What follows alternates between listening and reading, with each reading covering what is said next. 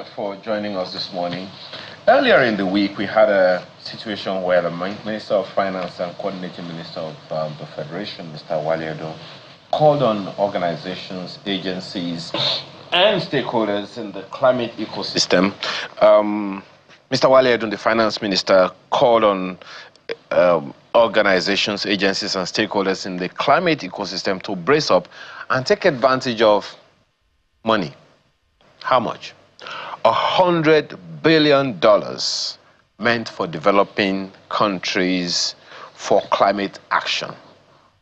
I'm not Mr. Edu, and I'm not in the climate environment. But we have someone with us in our Abuja studio who will be giving us an understanding of what this is all about. Mr. Ifeanyi Peters Uwoke joins us.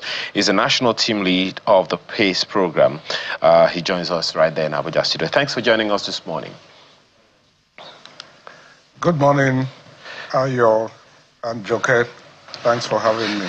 The number one... You can hear me? Yes, we can hear you loud and clear. The number one issue that I usually have, Mr. Uwoke, when we talk about climate change is always the people. And I'm sorry, I seem to be shouting more about the people all day. And the reason is, we talk about these lofty initiatives.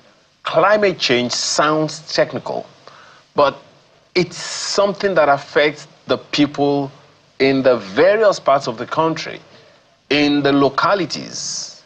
Flooding hits homes in urban Nigeria, even suburban Nigeria. And people don't even know why. Everyone is pointing at government. Government is not doing this, government is not doing that. That is why we're having funding. But there are bigger issues. First question that I'd like to ask you, Mr. Uwoke, is how are we communicating these climate issues to the people? Thank you very much, Ayo. And that's a very, very good question and a good way to start this conversation. Because understanding what this is all about and the impact on the people is crucial and very, very key for each stakeholder, and I mean every stakeholder, to take action. Now, awareness is a big challenge because people hardly understand what hits them. You talked about flooding. You talked about rising temperatures. What is the cause of rising temperatures? What is the cause of excessive rainfalls that leads to flooding? So it is important to make the connection between people's action and its impact on our environment. Now, emission is one thing. There's a lot of emission happening with automobile, fossil fuel, and the kind of gases that we use. There's a lot of people who take actions but do not know the correlation between the action they take and its impact on the environment. So awareness, as far as I'm concerned, to the generality of the public, including policymakers, the citizenry, and all stakeholders, is actually still very limited. But there is, like you said again, there's also some controversies around it. Whether it is reality or not, whether climate change is reality or not. There's a lot of debate around that. And it's not what we're going to go into today. What we're going to go into today is basically sharing, to have a shared understanding that climate change is real. It is an existential threat, and it impacts on our lives. It impacts on our businesses. It impacts on our health. It impacts on practically everything that we do. It impacts on our economy. Essentially, that is what we need to focus on today, not the sciences or not the argument around whether it exists or not. We can feel it. Extreme flooding, extreme variation in weather conditions, rising temperatures. As you can imagine, in Abuja, sometimes daytime temperatures sometimes rises up to 40 degrees centigrade. What is the cause of all of these things? Now, maybe that leads me to the question of, well, you've talked about awareness. Awareness is one thing. Communication. in a way that people can take action is another altogether.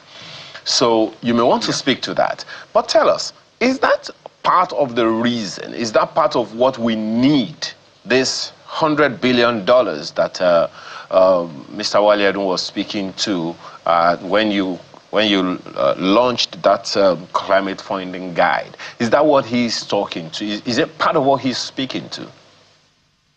Absolutely. Absolutely. That's what he's talking about, because for countries to respond effectively to the challenges of climate change, we need resourcing. And to assess those resourcing, there are criteria attached to those resources, those funding. So there are global commitments made by bilateral, multilateral organizations, including foundation, and there is also investments by local banks, state governments and local governments where this issue of climate change happens. So when there is deforestation, it happens in a state and a local government. When there is flooding, it happens in a state and a local government. When there is severe challenges, it happens in a state and a local government. So that is why the guide to assessing climate finance is focused on subnational government, our states, on how they can unlock access to climate finance that enables them to respond to the challenges of climate change. It could be flooding, it could be energy transition, it could be several, but also eco-friendly businesses. Eco-friendly businesses are those businesses that are investing in green economy to create green jobs. Basically that enables us to reduce our carbon footprints. It could be a bit technical. Carbon footprints are those emissions that happen when you use things like fossil fuel. So if you're investing in solar energy, for example, you are reducing carbon footprints. Imagine several Nigerian households having access to green energy, and we have solar in abundance in Nigeria. But we need the technology. We need it to be reasonably priced in such a way that families, businesses could access them and reduce the cost of energy, for example, but also help our environment. It could be several other things. It could be mitigation. It could be adapting to the changes. But very, very valid points. Yeah, very, very valid point you're making. But forgive me, I got lost at the point where you mentioned $100 billion. I'm struggling to convert it to Naira and Kobo. Okay. Yes, I mean, I'm with you on that, because I was going to say it's a lot of money, really. And how do we begin to utilize this? What are the things we need to do? You mentioned some of those things, creating jobs, moving more towards a green economy.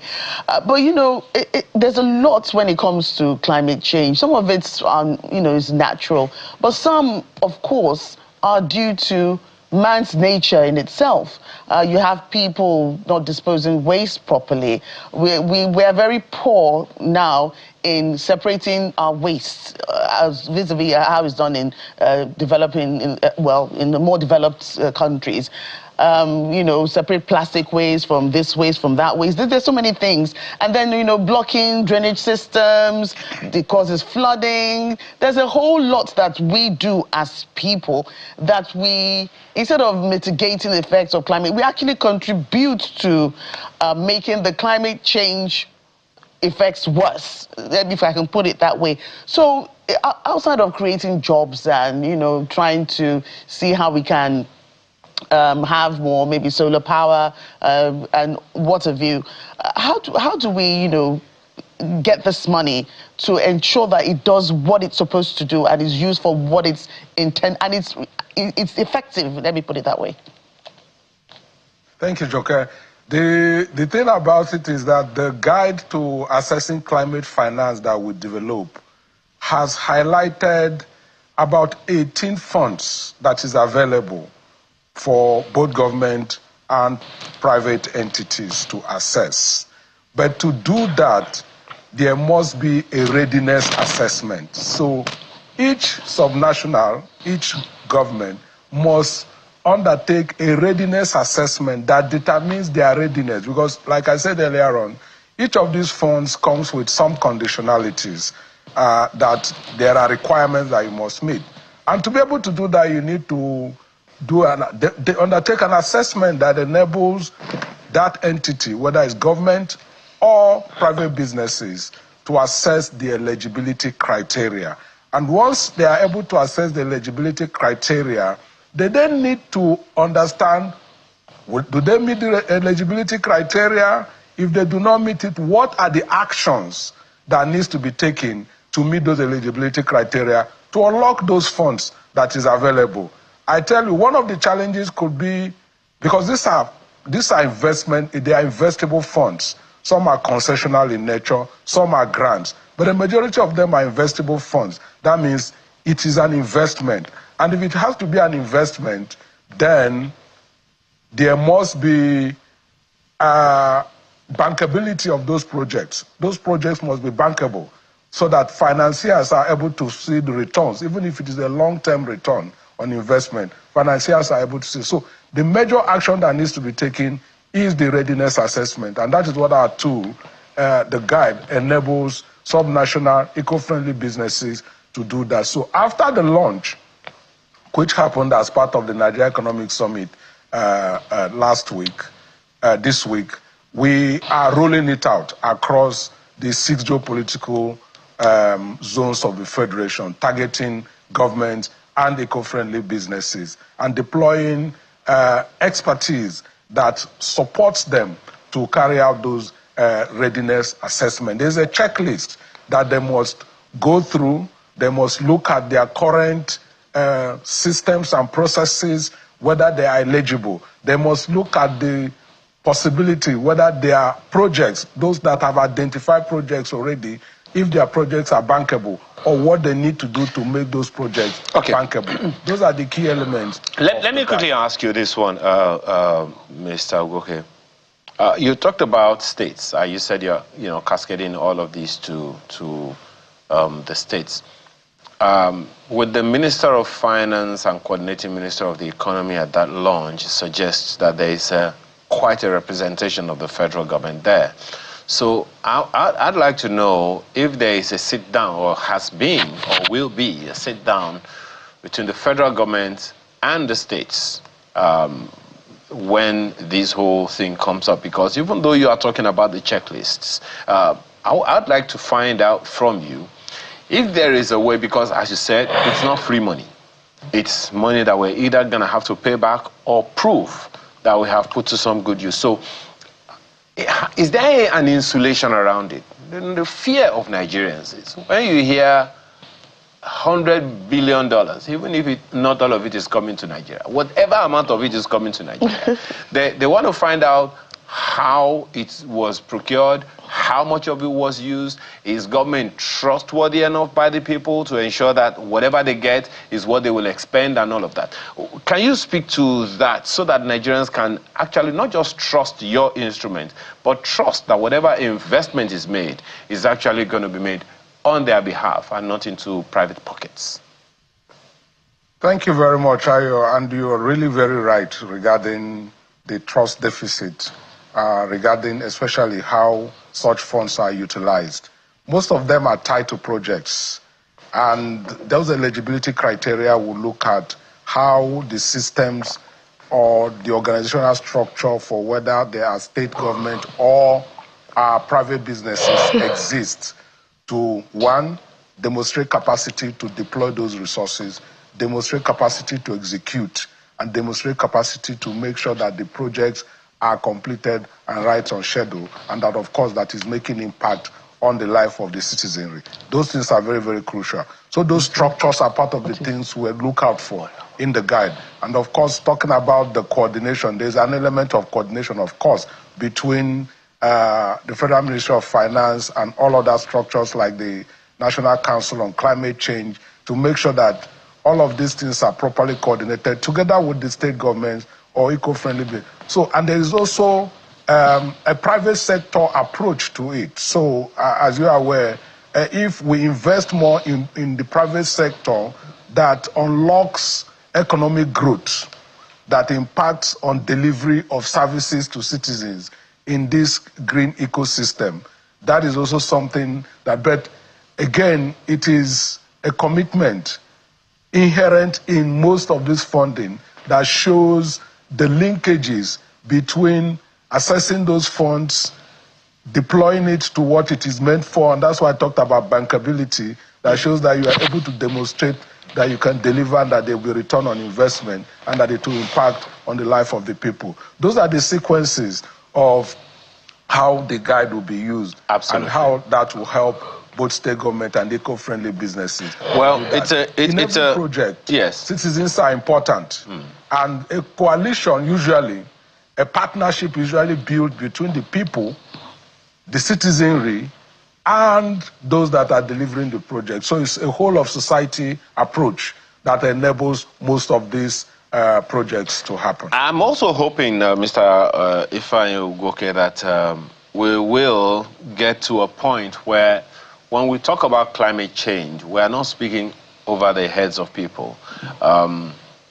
We have to find a way. I don't know how you're going to, it's a technical field, or we just have to find a way to ensure that people know that we are talking about their welfare and it's to their benefit, not just to know what this whole thing is about, but to, bring it down to their level. Thank you so much for your time this morning. And we know that we're going to be having follow-up conversations on this matter.